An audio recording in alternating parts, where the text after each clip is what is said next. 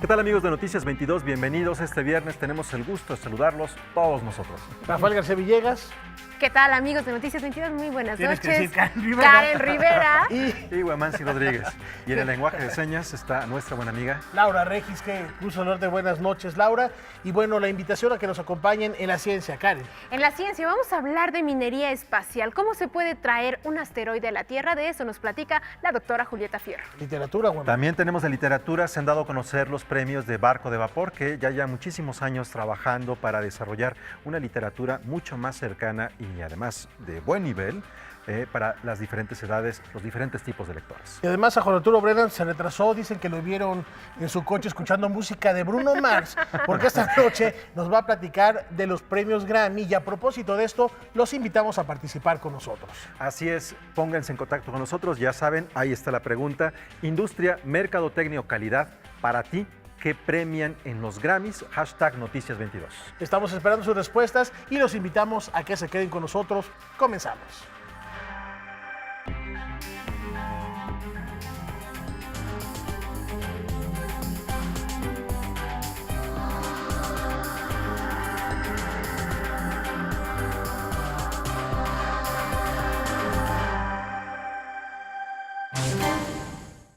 Comenzamos aquí en Noticias 22. Alberto Vital, además de ser uno de los destacados estudiosos del mundo literario de Juan Rulfo, es autor de una de las biografías más completas sobre este creador. Además, tuvimos la oportunidad de platicar con él y nos comparte con esta entrevista de viernes algunos datos y reflexiones sobre el legado de Rulfo, no solo en letras, sino también en imágenes.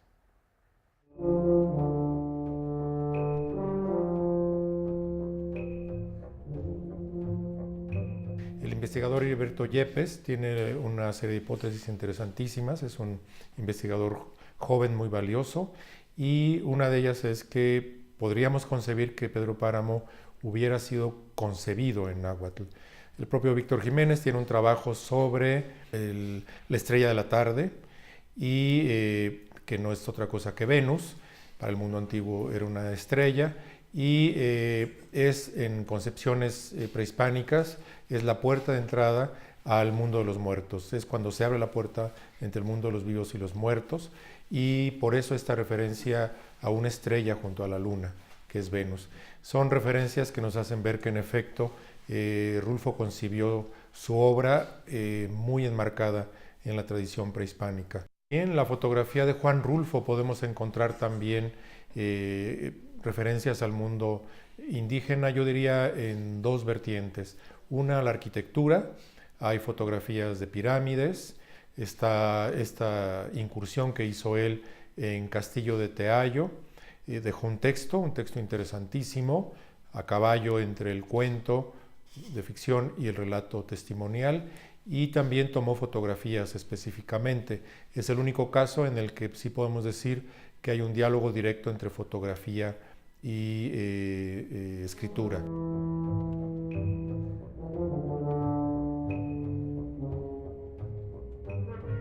Le interesaba mucho el desarrollo del país, hay temas centrales en su obra, como el despojo, por ejemplo, como la ausencia o presencia de justicia, es decir, temas centrales, pero él no se dedicó a la política.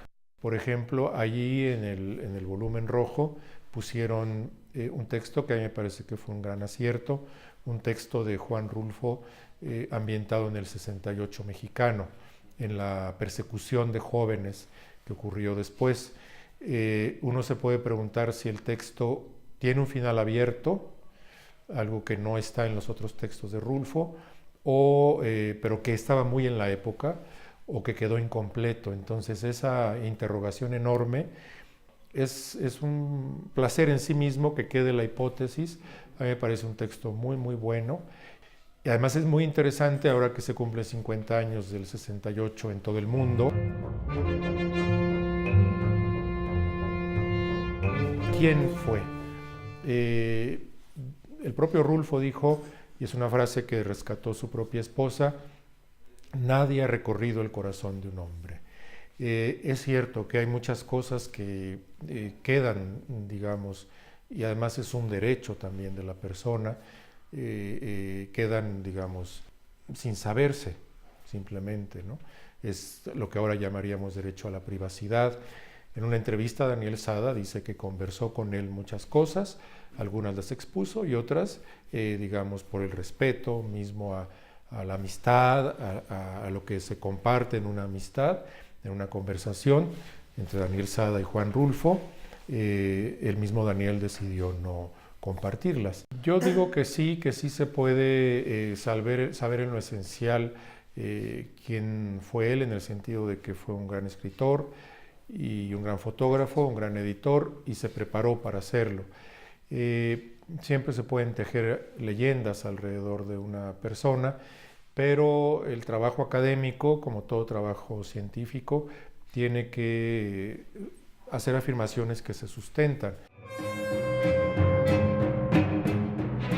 Y de los consagrados de las letras a las nuevas generaciones que hacen camino en la literatura. La historia de Beto, un niño con el potencial de ser el mejor lanzador de béisbol de todos los tiempos, es narrada por Sam, su mano izquierda, quien a través de diferentes retos y aventuras descifrará el secreto que guarda el talento. Esta es la historia ganadora del premio El Barco de Vapor 2017 que otorga el grupo editorial SM, escrita por Pamela Pulido y publicada en el libro Mi hermano derecha. Yo tenía la idea de darle una respuesta a una pregunta que yo me hice cuando era muy chica, que era ¿qué es el talento? Y esta pregunta me viene persiguiendo desde esa edad hasta ahora que tengo 30 y quería darle una respuesta a esa niña que yo era, ¿no? De decir, porque yo practicaba gimnasia y me di cuenta que había otras niñas mucho más naturales para el deporte que practicábamos que yo. Siendo esta pregunta la primaria, digamos, de este libro, me doy cuenta que el talento, como bien lo dices, se guía y se acompaña de todos estos ambientes, como la familia, como la amistad, como hay en mil factores. El respeto a las aptitudes que cada uno de los niños desarrollan a lo largo de su infancia es uno de los valores que Pulido busca transmitir con esta novela. Cuando yo empiezo a hacer esta historia me di cuenta, hice mi investigación y me di cuenta que nadie se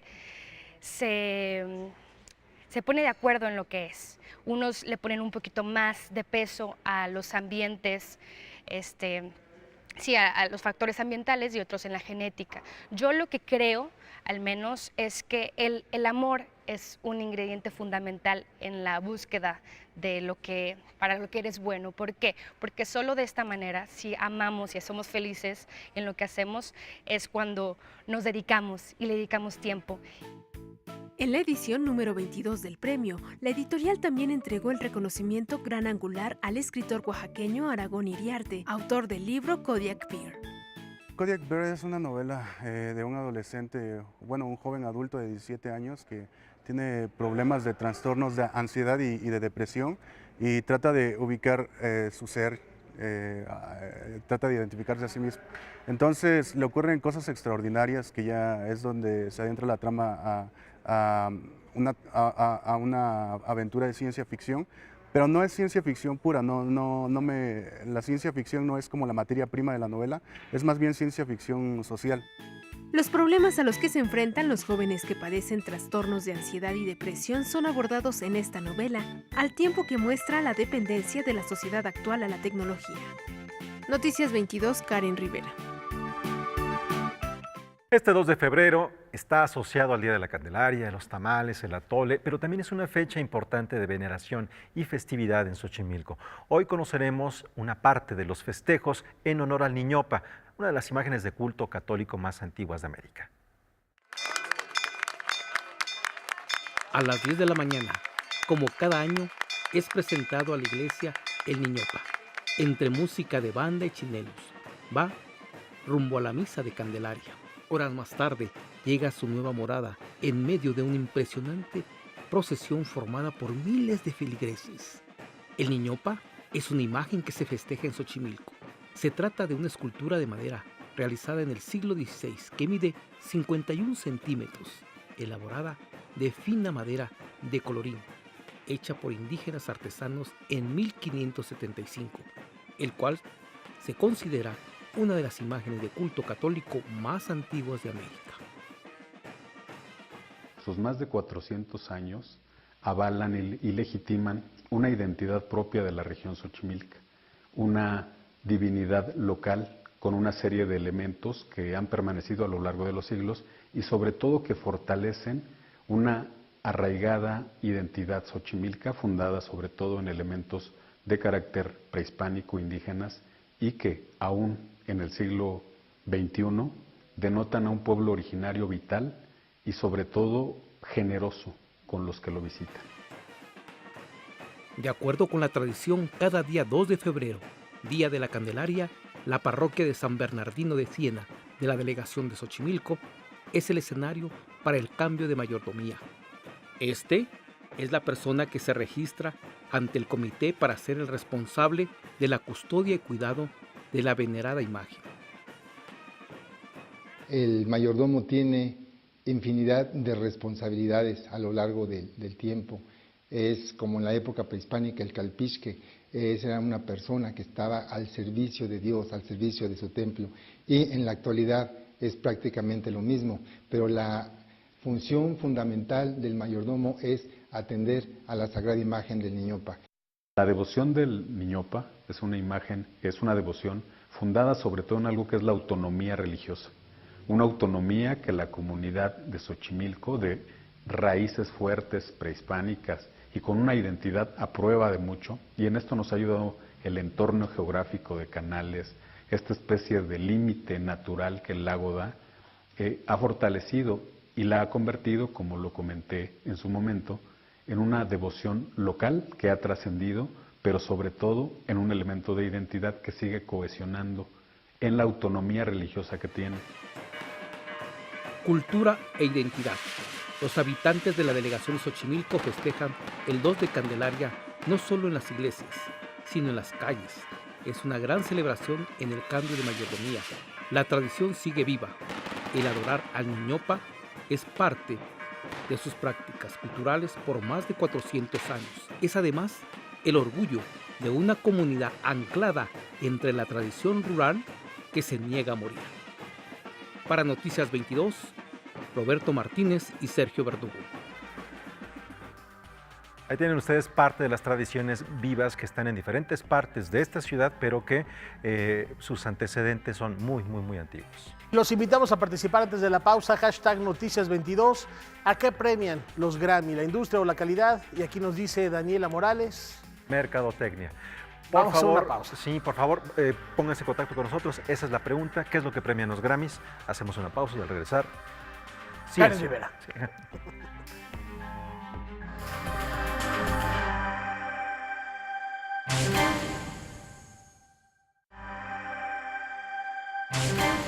Fiel al espíritu que le vio nacer, el Museo Memoria y Tolerancia nos invita a celebrar la diversidad. ¿Qué es la identidad de género? ¿En qué se diferencia de la orientación sexual? ¿Cuál es el origen de la expresión salir del closet? El Museo Memoria y Tolerancia parte de estas preguntas para poner de manifiesto la diversidad sexual, romper mitos y exhibir los retos a los que se han enfrentado la comunidad LGBT a través de la exposición Identidad, Amor y Sexualidad.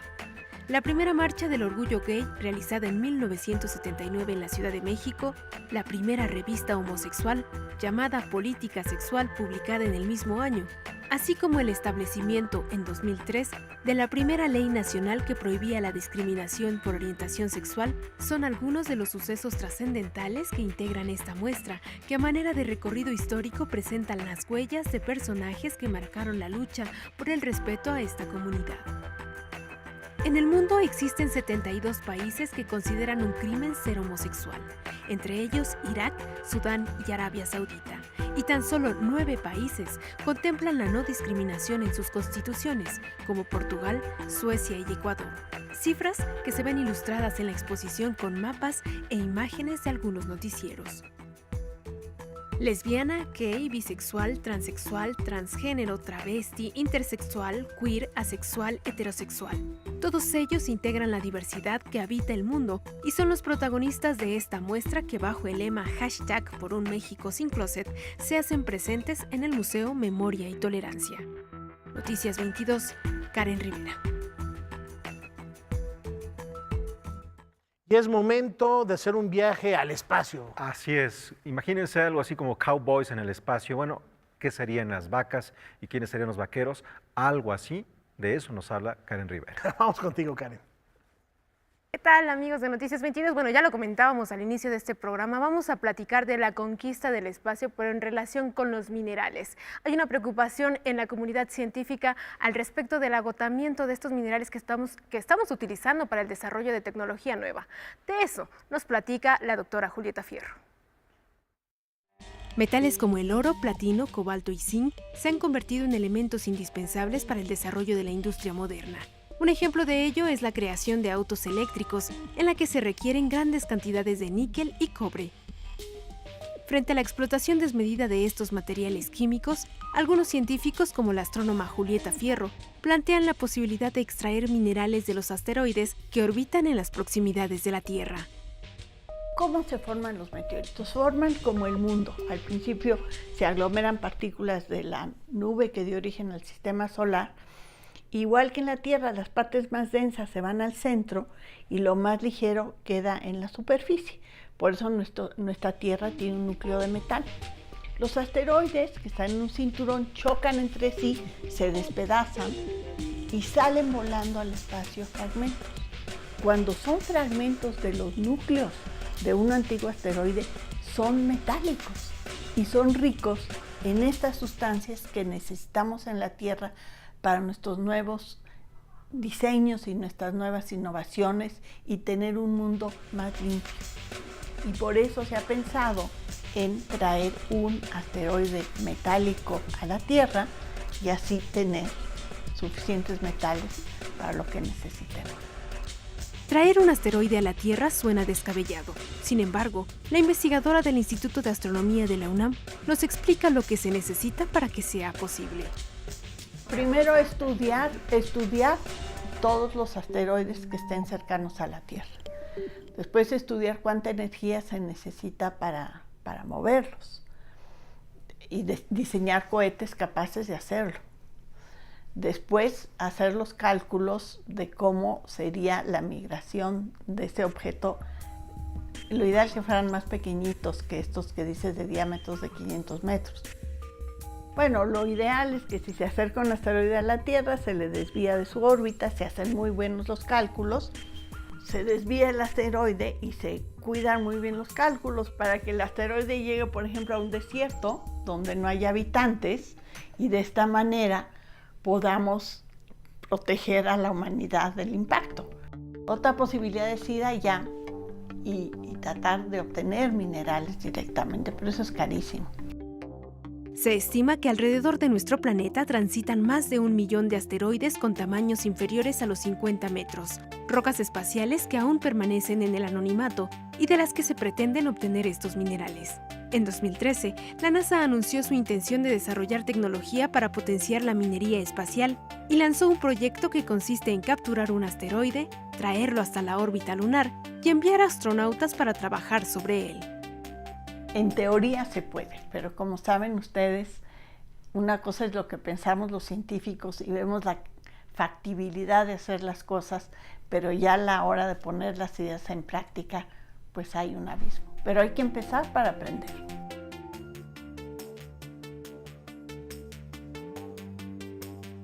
Imagínense traer un asteroide a la Tierra y bueno, los invito, este próximo 4 de febrero pasará un asteroide muy cerca de la Tierra a 4.2 millones de kilómetros de distancia y este mide el tamaño de un rascacielos, 10 veces menor que el asteroide que cayó y que acabó con los dinosaurios hace ya miles de millones de años. Hasta aquí la información científica.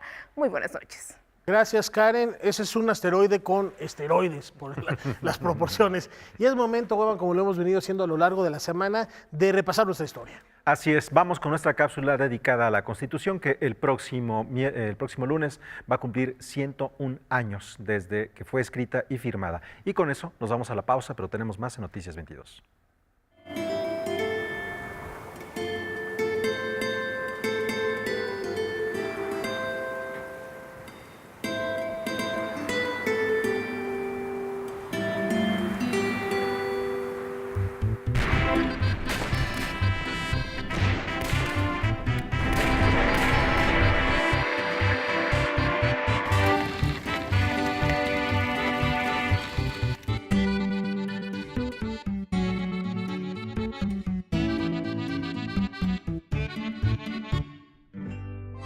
Félix Fulgencio Pallavicini Loria.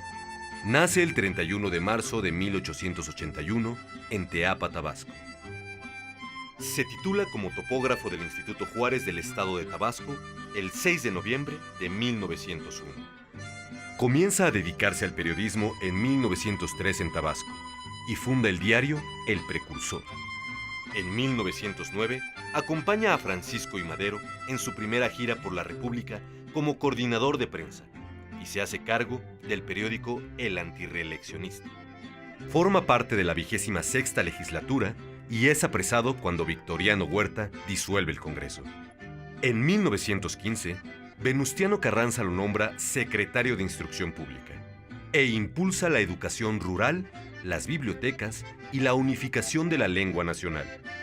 Renuncia a su cargo para fundar en 1916 el periódico El Universal, cuyo lema era El Diario Político de la Mañana. Solicita licencia de la dirección del diario El Universal para su nueva diputación en el Congreso Constituyente en 1917 en Querétaro. Como diputado del Grupo Renovador, representa al Distrito Federal. Félix Pallavicini era considerado un intelectual revolucionario. En el Congreso, sostiene el proyecto del artículo 3. No pretendáis, como los opresores católicos del siglo XIX, extinguir la libertad por las persecuciones y la muerte. Esforzaos por mantener en alto la encendida antorcha, dejando que el pueblo escoja entre las sombras y la luz. Y yo os grito desde aquí, el pueblo escogerá la luz. A lo largo de su vida, desarrolla una fructífera carrera como periodista, escritor y diplomático.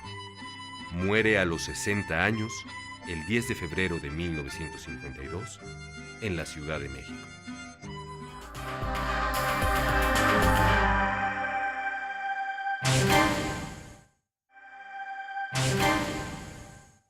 Rápidamente continuamos con todos ustedes. A lo largo de 4 días, Nayarit se viste de letras. Allá está Noticias 22 con el reporte de esta edición del festival.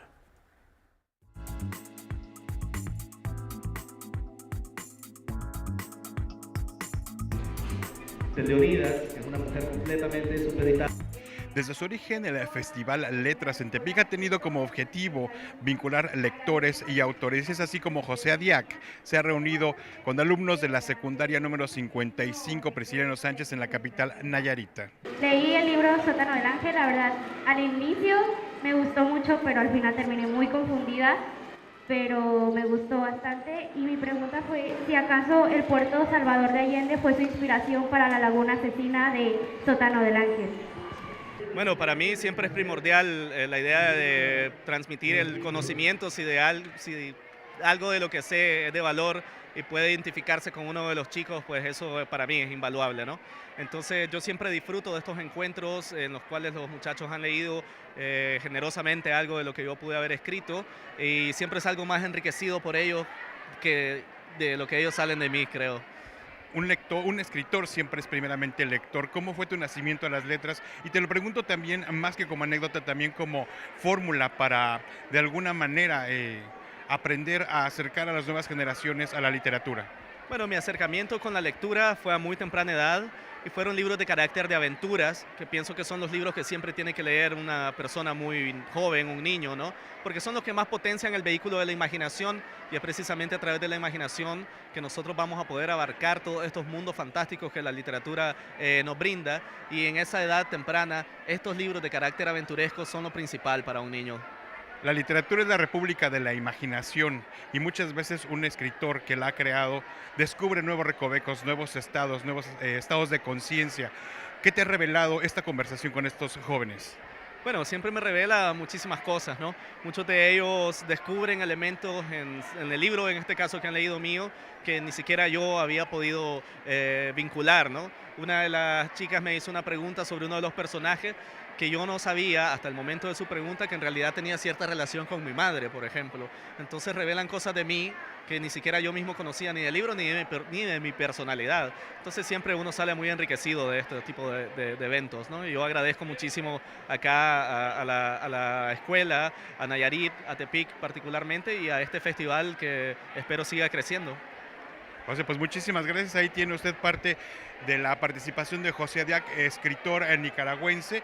Y pues vamos a ver también los chicos que han leído de este libro. El compañero y el amigo incondicional. El libro me gustó mucho.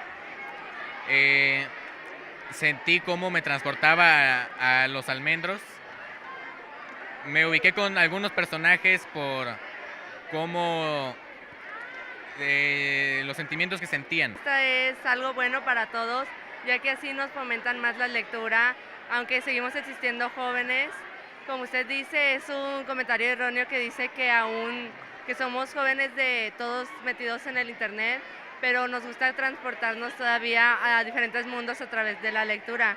Y es bueno esto para invitar a diferentes jóvenes, porque este es un libro muy bueno. A mí sí me gustó mucho todo el misterio y todo sentimientos que provoca el libro. A mí me ha parecido muy interesante, muy bonito, porque me gustó mucho la redacción que hicieron sobre el sótano del ángel. Muchas veces decimos que los jóvenes ya no leen, que se la pasan con videojuegos. ¿Ustedes qué opinan de esto? Pues yo, desde que me dieron este libro, primero lo leí por compromiso, porque la maestra me lo entregó, pero luego me siguió gustando y lo terminé de leer en 2 días. Y está muy interesante. Hay muchos niños que son lectores naturales y ellos tienen la facilidad de bajar los libros por internet. En este caso en particular nos costó trabajo porque no lo podíamos bajar ni de internet, ni estaba a disposición en las librerías. Buscamos por todos los medios y ahora que nos llegó, pues los que pudieron alcanzar, estuvimos constantemente interactuando con lo que llevaban avanzado con la lectura. Pero los chicos son lectores y buscan todas sus herramientas de la tecnología para apropiarse de los libros que les interesa. Y uno de ellos es este autor. Nosotros como maestros y los padres de familia tenemos que estar en constante trabajo en el hábito por la lectura y el gusto por el mismo. Entonces tenemos la competencia de los medios de comunicación, pero el gusto por la lectura y hojear el libro, le digo, y disfrutar del papel, pues ese es trabajo constante, cotidiano. Siempre tenemos que leer y analizar lo que están haciendo.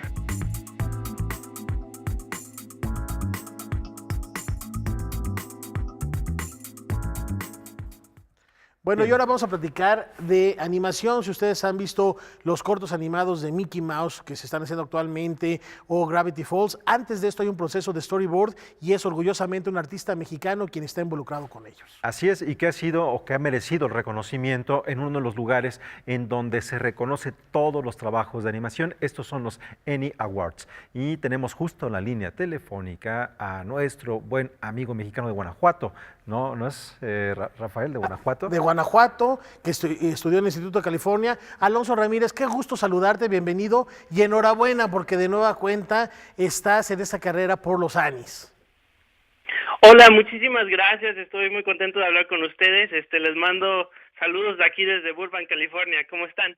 Muy contentos y muy emocionados, platícanos, no es la primera vez que recibes una de estas distinciones, también tienes un Primetime Emmy ya en tu haber, 2 de ellos, de hecho, además de sendas nominaciones. ¿Qué significa para ti este reconocimiento como artista mexicano estar triunfando en el extranjero?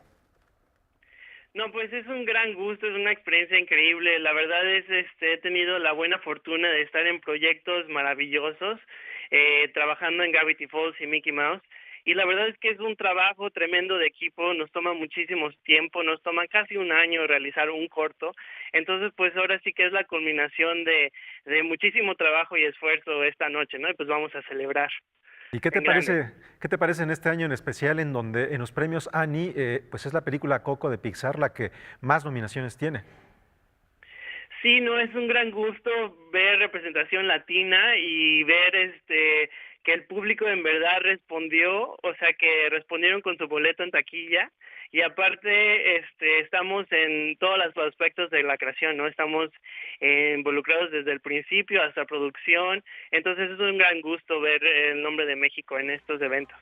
Indiscutiblemente, y platícanos, comparte con los amigos del auditorio, ¿qué implica estar en el storyboard? ¿A ti te llega un guión o tú empiezas a construir parte de ese guión para dar vida a estos personajes? Sí, en el caso de Mickey Mouse trabajamos conforme a alguna premisa que hace nuestro escritor, y nos juntamos todos los directores para desarrollar visualmente lo que son la comedia y los gags, y vamos creándolo en la secuencia de dibujos.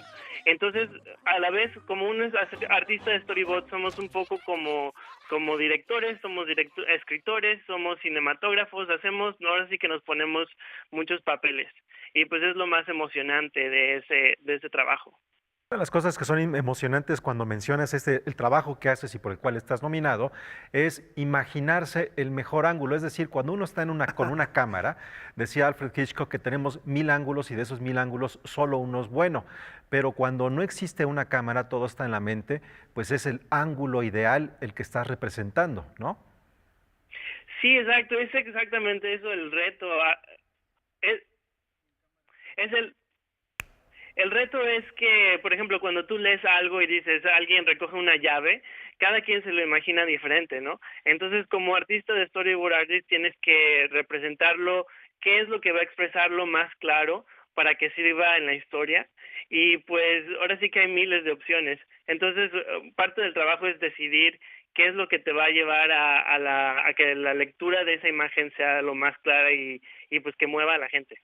Pues Alonso, celebramos no solo este reconocimiento, sino en general tu trayectoria. Te deseamos que el éxito continúe y te enviamos un fuerte abrazo hasta California y gracias por habernos acompañado esta noche. Muchísimas gracias, qué gusto estar con ustedes. Un saludo muy grande a todo su público. Muchas felicidades y vamos a seguir viendo estos cortos de Mickey Mouse con la presencia y sabiendo que detrás hay un gran artista mexicano. Enhorabuena. Gracias. Y nos vamos ahora porque seguimos hablando de cine. Mañana se entregan los premios Goya. Ya está metiendo aquí la voz del director de cámaras. Cumple 32 años este importante certamen. Este sábado será la gran noche para el cine español, la 32ª entrega de los premios Goya, unos premios donde Marisa Paredes recibirá el Goya de honor y que serán especialmente protagonizados por mujeres. Una gala donde México estará también presente. En la categoría de Mejor Película Iberoamericana competirá Tatiana Hueso con Tempestad. Han pasado ya varios años de buscar a mi hija. Me pareció una sorpresa que la Academia Española haya elegido entre varias películas a un documental como Tempestad, además, ¿no? Y este año hay 2 documentales nominados. Son 4 películas y de ellos 2 son documentales.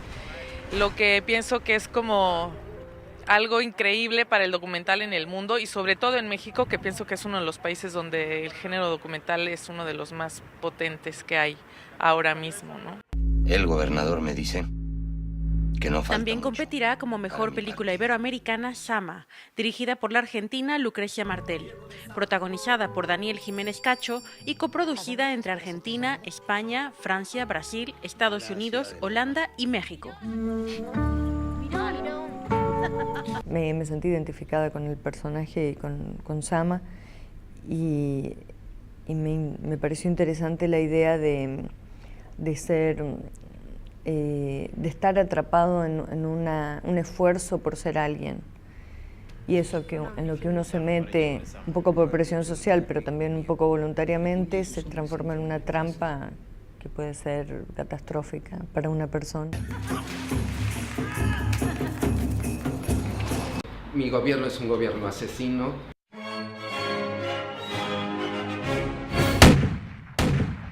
En la categoría Mejor Cortometraje Documental competirá Primavera Rosa en México, del cineasta español Mario de la Torre. Se trata del único documental nominado de una serie de cortometrajes que abordan la discriminación hacia la comunidad LGBTI. Ventaja, además soy travesti, afeminado, 4 factores. Elegimos México para el documental porque es el país que ocupa el segundo lugar en el ranking de personas asesinadas por su orientación o por su identidad sexual.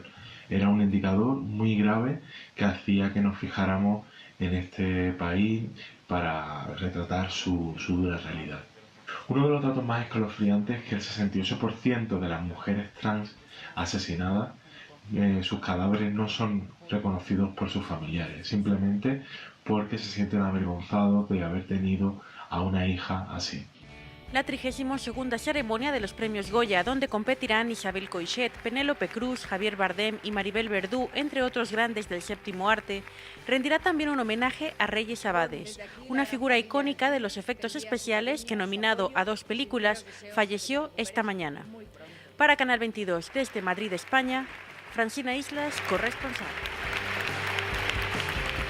Bien, vamos rápidamente a la Biblioteca Vasconcelos, donde ahí se puede ver la historia de Japón y México a través de viñetas. Mangas y monos, diálogo de cultura recorre la historia de la sociedad de Japón y México a través de la historieta. La exposición organizada por la Biblioteca Vasconcelos, Nichibunken, Fundación Japón, el Colegio de México y la ENA aborda en 6 secciones algunas obras de autores que plasmaron en sus páginas un retrato fiel de la sociedad. En esta exposición lo que vamos a encontrar es un diálogo un diálogo entre México y Japón, un diálogo a través del manga y de la historieta. La exposición fue curada tratando de tener en cuenta primero una línea histórica que nos explique desde los inicios del manga y de la historieta hasta la época actual. En esta línea histórica se muestran objetos, libros, revistas de la época y hay una explicación contextualizada históricamente que nos permita conocer el valor de estos objetos. Osamu Tezuka es conocido como el dios del manga, por definir el estilo de la historieta japonesa. Pero, más allá del entretenimiento, las viñetas han sido un recurso informativo y de denuncia social en México y Japón. 第二次世界大戦中の日本では、漫画やアニメーションはプロパガンダに利用されました。例えば大西翼賛会という、日本におけるファシスト党やナチスドイツに似たような組織が、漫画を使ってメディアミックスをしながらプロパガンダをしていくという例があります。あるいはその漫画家自身がプロパガンダの中で、重要な役割を担わされました。その歴史についてはあまり語られていませんけれども、実は重要な問題です。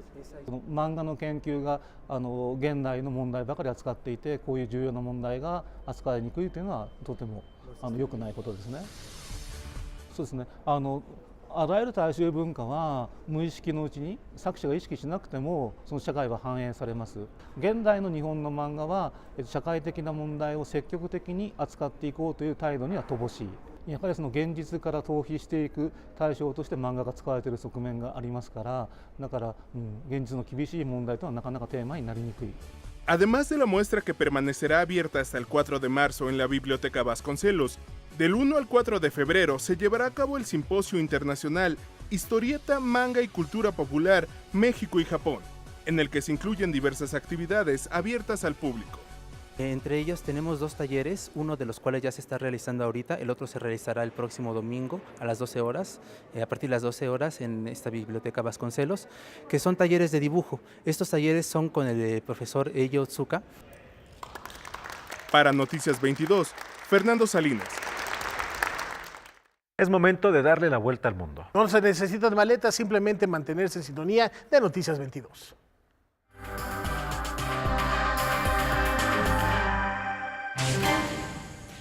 Cerca de 70 huellas de mamíferos y dinosaurios de hace más de 100 millones de años fueron halladas en una losa de arenisca en el Centro de Vuelo Espacial Goddard de la NASA. Ray Stanford fue quien hizo el hallazgo. Tiene los rastros de 8 especies, incluidos mamíferos del tamaño de una ardilla, así como dinosaurios tan grandes como un tanque. El creador del universo Marvel, Stan Lee, fue hospitalizado esta semana en Los Ángeles debido a dificultades para respirar. En una entrevista vía Skype para la cadena ABC7, el guionista dijo que se sentía bien, pero sobre todo estaba sorprendido porque jamás imaginó que el mundo entero se preocupara por su salud. Hoy fue el día de la marmota en Estados Unidos, y según la leyenda, si el animal ve su sombra y corre a su madriguera, se esperan 6 semanas de intenso frío, pero si no lo hace, la primavera está cerca. Este año, cerca de 40,000 personas presenciaron que el invierno se extenderá. El residente más ilustre de Pensilvania ha vaticinado un invierno largo 103 veces y en 18 años una primavera temprana. Del resto, no hay registro. Mira, pues ahí tienes a un buen meteorólogo. Les recomiendo la película El Día de la Marmota con el maestro Belushi. Vamos a una pausa, ya está aquí Juan Arturo Brennan para hablar de los premios Grammy. Por eso la pregunta que ustedes les invitamos a continúen, estar en contacto con nosotros a través de redes sociales. ¿Qué premian los Grammys? ¿Calidad o mercadotecnia? Hashtag Noticias 22. Ya volvemos.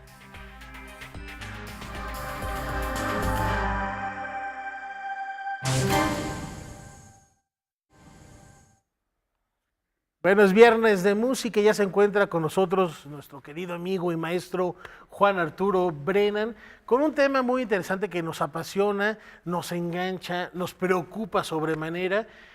Fue el fin de semana pasado la entrega 60 ya de los premios Grammy. Así es, Juan Sin Rafa, buenas noches y buenas noches a todos.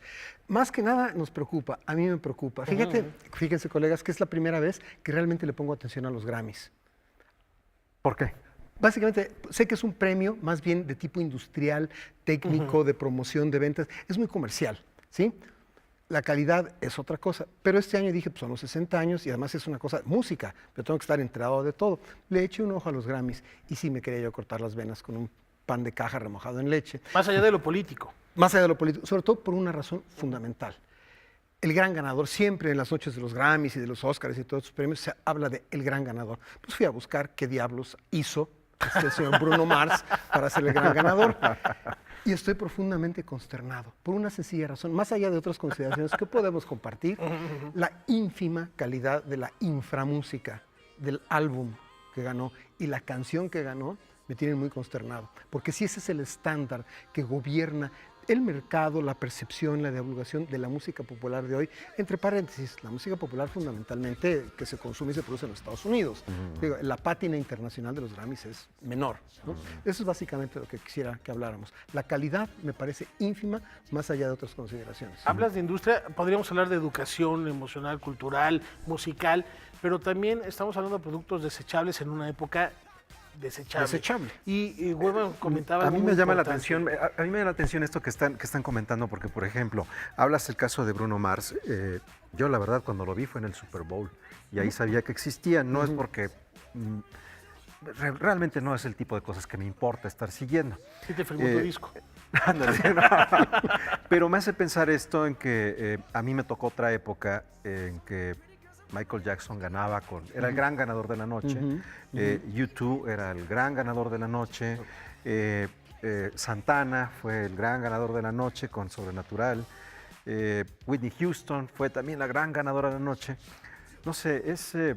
Decadencia, se llama decadencia absoluta. O sea, se está yendo literalmente por el caño. Todos los que mencionaste, más allá de mi gusto personal o el de ustedes, es música que tiene un cierto sustento de calidad y tiene cosas que decir en su música y en su letra. Y los personajes mismos, los que acabas de mencionar, algunos de ellos ya no están con nosotros, pero todos ellos tuvieron algo que decir, tuvieron una presencia importante. Lo que se está premiando ahora es realmente basura, es papilla, como dices, desechable automáticamente. Y muy importante, hoy día estos premios y la industria en general de ese tipo de música sí se mueve mucho a través de las grabaciones y los conciertos, pero se mueve mucho también a través de los videoclips que se hacen de las canciones, ¿sí?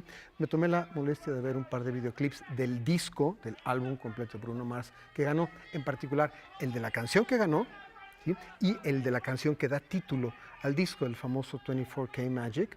Quería yo tirarme por la ventana. Sí, si eso se está premiando, sí, la calidad está por los suelos. Pero es decadencia también del público, Juan Arturo. Pero por supuesto. Lo preocupante es eso, y no se trata de juzgar qué les gusta, qué no les gusta, o a quién le gusta, o a quién no le gusta. Pero también hay si estamos hablando de una decadencia en estándares de calidad, a mí me sorprendió mucho ver en las categorías Rhythm and Blues y Bruno Mars otra vez. Pero después seguí buscando y hay otro Rhythm and Blues, que es el tradicional, donde se premia una cosa distinta. Bueno, sí tuvo la oportunidad de estar en una entrega de Grammys y hay un fenómeno muy interesante también. Sí, eso es bien interesante, que cuando tú vas a los Grammys, en la mañana se hace una ceremonia en el salón de un hotel en donde se da mejor microfonista, mejor ingeniero, mejor música clásica, mejor arreglista, mejor compositor, bla, bla, bla, bla, ¿no? Y en la noche es la entrega con alfombra roja, transmisión de televisión, con el show, millones, ¿no?, de espectadores. Y ahí es donde están estos premios que podemos llamar mainstream, Exacto, ¿no? mainstream. Es decir, hablamos de Bruno Mars, pero ¿quién es el productor de él?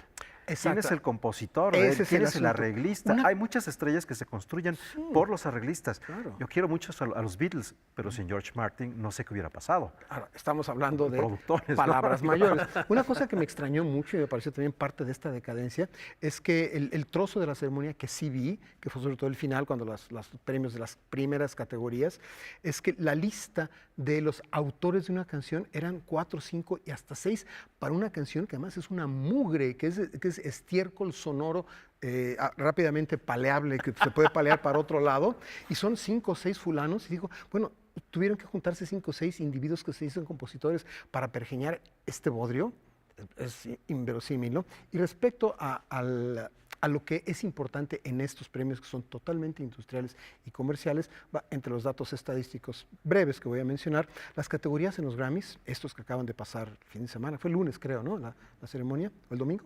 El domingo. Son 84 categorías. Solamente hay 8 dedicadas a la música de concierto. Bueno, Arturo, hay una que quiero que alguien me explique, álbum de comedia. Mejor álbum de comedia y mejor álbum envolvente. Bueno, conozco el papel envolvente. Exactamente. Es que hay una categoría de envoltura para regalos ahí. ¿Sí? Ahora, el público. Yo me pregunto, ¿en qué medida los jurados, el grupo de gentes que elige y premia a los Grammys, es influido, yo creo que mucho, por cuántas visiones tuvo el clip de la canción y cuántas veces se promovió en el radio? Por supuesto, payola de por medio, etcétera. Entonces, ¿en qué medida esto de los premios Grammys puede ser un rasero real de calidad musical? Yo creo que muy poco. Llenan auditorios. Lo preocupante, más allá si lo está premiando o no la industria, si es negocio o no, es que se siguen llenando auditorios. Bruno Mars está en México. El 31 se presentó en Monterrey, hoy se está presentando aquí en la Ciudad de México. Y con fechas agotadas. Claro, y además, recién súper premiado en los Grammys, ¿cómo no va a atraer multitudes de miles y decenas de miles a sus conciertos? Insisto, qué bueno que la industria florezca y que haya dinero en circulación, que se produzcan muchos discos, etcétera. Insisto. Mi problema es, y aquí sí, ojo, reconozco mi subjetividad, lo que yo percibo como una falta de calidad absoluta. Bueno, los dos videos, el de la canción que ganó y el video titular del disco con el que ganó Bruno Mars, son absolutamente atroces. Uno es simplemente anodino. Es Bruno Mars con un ciclorama gris cantando y con unos dibujitos de animación. El otro es mucho más preocupante, el famoso 24K Magic. Es el clásico videoclip aspiracional, en el peor sentido de la palabra, aspiracional del dinero y de los lujos. Básicamente la imagen es un avión de lujo, automóviles de lujo, todos los personajes, Bruno Mars y su séquito, colgados hasta el molcajete de joyas de oro pesado, ¿sí? Autos de lujo, es Las Vegas, hoteles de lujo, casinos, dinero, etcétera. Es la aspiración que venden con estas canciones, con esta música y, por supuesto, canta Bruno Mars y su corito de personajes, que además la facha incluso es ofensiva. Todos, absolutamente todos, y esto no es de este videoclip, sino de muchos otros, pero esto en particular, todos parecen el estereotipo sacado de Central Casting del narcopadrote entre latino y afroamericano, etcétera, que aspira a los millones y a colgarse de oro, ¿sí? Y por supuesto, el famoso videoclip, es el 24K Magic, que es el título del disco que ganó, por supuesto está profusamente habitado de damas, ¿sí? De modelos, en paños muy menores todas, enseñando mucho trasero, mucho busto, mucha pierna, y ya. La contradicción a la Rosa Blanca. Un discurso completamente opuesto, un doble discurso inclusive, el que se está manejando en la ceremonia general y de manera particular con los premiados. Tenemos un minutito, Juan Arturo, déjanos con un buen sabor de oídos. Yo nada más quiero lanzar una pregunta para en otra discusión. A mí me llama mucho la atención ahora la entrega de los premios Grammys, cuando pareciera que el concepto de la obra de un disco, como una totalidad que propone alguien, no es necesario en tiempos de random, en tiempos de Spotify, en tiempos donde el single ya no tienes un lado B experimental, ya directamente puedes acceder a la canción que derrama dinero. Y ahí me pregunto cómo se construye o cómo se concibe una obra en tiempos en donde la industria ya no vende necesariamente un disco. Exactamente. Es un asunto que tiene que ver, sí, de manera puntual con los asuntos culturales y estéticos y musicales, pero también industriales, de medios de comunicación, de tecnología de la información. Me pedían, compañeros, un par de notas optimistas. La primera, la más importante. Despacito se fue con las manos vacías y lleva más de 5 mil millones de vistas en YouTube. Punto número 1. Punto número 2, esto que está aquí, que tengo aquí puesto, es uno de los maravillosos y hermosísimos discolibros que produce Jordi Savall, que en mi opinión es uno, si no el músico más importante de nuestra época, uno de los 2 o 3, por muchas razones. Así es. ¿Sí? Sí. Está nominado, no ganó, ganó un libro con los conciertos para viola y para oboe de la compositora estadounidense Jennifer Higdon, que les recomiendo mucho, es una muy buena compositora, viva, actual, activa, tiene creo que 55 años de edad ahora, pero este discolibro de Jordi Savall es como el paradigma, el epítome, el arquetipo de lo que él produce y de las ideas que hay detrás de la música que tiene. Muy importante. Se llama Las Rutas de la Esclavitud. En este ensamble que toca Hyperion. es Esperion 21, la Capella Real de Cataluña, participa un conjunto mexicano que es Tembembe Ensamble Continuo. Se me acaba de ocurrir ahorita que estábamos platicando, es una idea maravillosa. No solamente es un grupo mexicano, sino que uno de sus miembros es buen amigo. ¿Qué les parece si lo convoco un día de estos para que nos hable de lo que es trabajar junto con... Octavio. No, Leopoldo Novoa. Leopoldo Novoa es muy buen amigo. Lo voy a traer para que nos hable de esto y de cómo es trabajar con Jordi Savall. Debe ser fascinante. Y cuando él venga les voy a recomendar amplísimamente que no se lo pierdan. Me encanta la idea. Juan Arturo, muchas gracias. Wilmer, muchas gracias. Y nos vamos precisamente con lo que sí tiene calidad y que todavía se premia en los Grammys y que no tiene todos los reflectores. Muchas gracias. Hasta el lunes. Rafael. Gracias a todos. Buenas noches.